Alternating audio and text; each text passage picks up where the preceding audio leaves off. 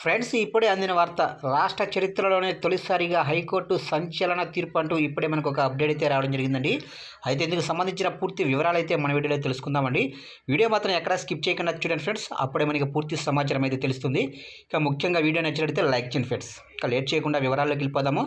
Friends, నా యొక్క చిన్న రిక్వెస్ట్ ఫ్రెండ్స్, ఎంతవరకు మన ఛానల్ ఇంకా ఎవరైతే సబ్స్క్రైబ్ అయితే చేసుకోలేదు సబ్స్క్రైబ్ అయితే చేసుకోండి. ఎందుకంటే గవర్నమెంట్ నుంచి ఇలాంటి ముఖ్యమైన అప్డేట్స్ ఎప్పటికప్పుడు మీకు తెలియజేస్తూ ఉంటాను. ఇక లేట్ చేయకుండా వివరాల్లోకి వెళ్ళిపోదాము. ఇక మత మార్పిడులపై అలహాబాద్ హైకోర్టు కీలక తీర్పు వెలువరించింది. రాజ్యాంగంలో నమ్మకాల ప్రకారం ఎవరికి నచ్చిన మతంలోకి వారు స్వేచ్ఛగా మారవచ్చని తెలిపింది. కానీ బలవంతంగా మత మార్పిడి చేయించడం చట్టవిరుద్ధమని స్పష్టం చేసింది. అలాంటి చర్యలకు పాల్పడితే కఠిన శిక్షలు ఉంటాయని హెచ్చరించింది. మతం మారాలని నిర్ణయించుకున్న వ్యక్తికి, మతం మారుతున్న వ్యక్తికి ఇద్దరికి మత స్వేచ్ఛకు సంబంధించిన రాజ్యాంగ హక్కును కోర్టు సమర్థించింది.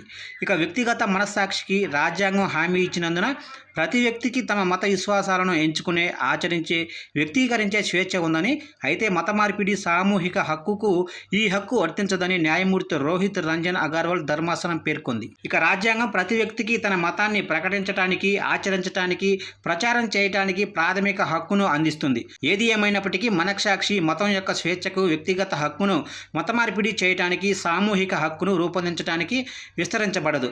ఇక మత స్వేచ్ఛ హక్కు మతం మారే వ్యక్తికి, మతం మారాలని కోరుకునే వ్యక్తికి సమానంగా ఉంటుంది అని ఆయన చెప్పారు. ఇక అనధికారిక మత మార్పిడులకు వ్యతిరేకంగా రాజ్యాంగ నిషేధాన్ని రక్షించడమే ఉత్తరప్రదేశ్ చట్ట విరుద్ధమైన మత మార్పిడి చట్టం 2021 ఉద్దేశమని కోర్టు మరింత నొక్కి చెప్పింది. ఇక ఉత్తరప్రదేశ్ చట్ట విరుద్ధంగా మత మార్పిడి నిషేధంలోనే సెక్షన్ 3/5(1) కింద మహారాజ్ గంజ్ జిల్లాలోని నీచులాల్ పోలీస్ స్టేషన్లో దాఖలు చేసిన కేసుకు సంబంధించి శ్రీనివాసరావు నాయక్ అనే వ్యక్తి సమర్పించిన బెయిల్ అభ్యర్థనను కోర్టు పరిగణనలోకి తీసుకుంది.